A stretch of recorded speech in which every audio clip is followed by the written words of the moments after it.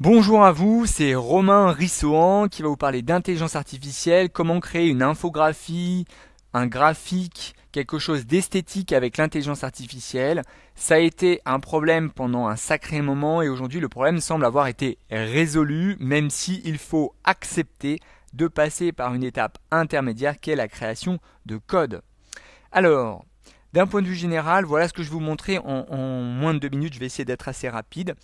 Ce qu'on veut généralement, c'est habiller esthétiquement de la donnée pour pouvoir lui donner du sens. Donc on veut créer une infographie. Une infographie de type Canva, c'est-à-dire une page qui, hop, qui contient tout un tas de données, comme ici par exemple. Bon, ça on ne sera pas capable de faire directement. On va être capable en revanche de créer les composants de cette infographie et ce qui va donc nous permettre de l'enrichir, de la créer. Voilà. Donc ça, on ne sera pas capable de faire. Voilà.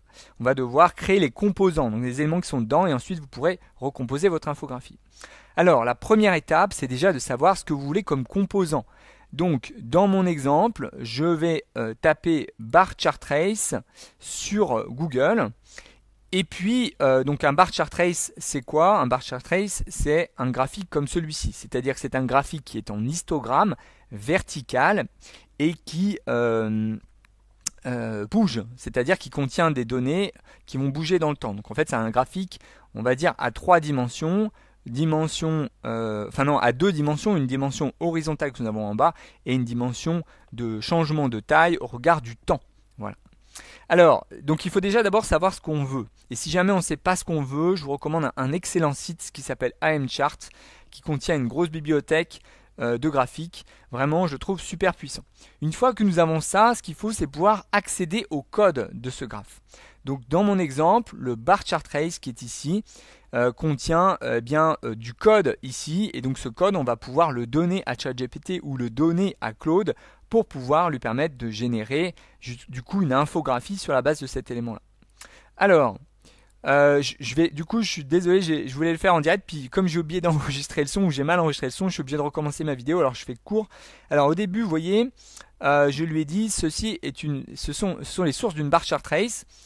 Tu dois me créer un bar chart trace pour montrer l'évolution du nombre de touristes par pays.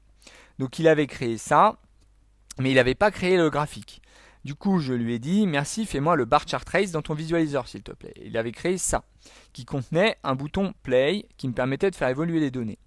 Maintenant, moi, je lui ai dit, s'il te plaît, mets-moi ce bar chart trace à la verticale pour ressembler avec ce que j'ai montré tout à l'heure et non l'horizontale. De plus, rends-le plus riche en données, puisque quand on appuie sur play, eh bien, il ne se passe pas grand-chose ici.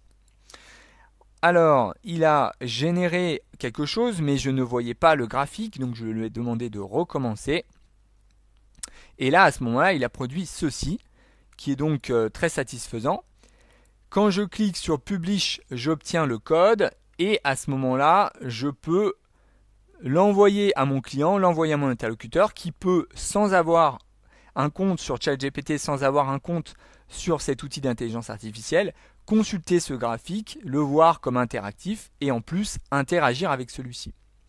Voilà. Comme vous pouvez le voir, donc l'avantage de Claude dans notre exemple, c'est que il va créer du code et que on n'a même pas besoin d'avoir de connaissances en code. On va simplement récupérer le lien et si ça va pas, on lui dit ce qui va pas. Si par contre on utilise ChatGPT, eh bien là, on va donc être obligé de créer un fichier. Et donc ici, je vais juste pour le principe, tac, tac, tac, tac. Hop, vous montrer la démarche. Donc je refais le même prompt. Je me mets ici sur ChatGPT 4 with Canva. Je mets mon prompt dans lequel je lui demande un bar chart trace sur la base d'une source, on va dire qui est puisée sur GitHub. Il génère le code en direct. Donc là pour le coup, je le fais vraiment à l'improvisation parce que je ne l'ai pas fait tout à l'heure et j'ai pas encore vu les dérives les déboires en tout cas associés à ça. Ok, super. Merci, mets-moi tout ça dans un fichier HTML. Tac. Donc là, il va créer tout ça dans un unique code. J'ai pas besoin d'avoir de connaissances en programmation. On le laisse bosser. Je m'arrête là pour ChatGPT parce que l'objectif c'était simplement de montrer l'idée de la génération de graphiques par Claude ou par ChatGPT. Je vous souhaite une belle journée. À bientôt.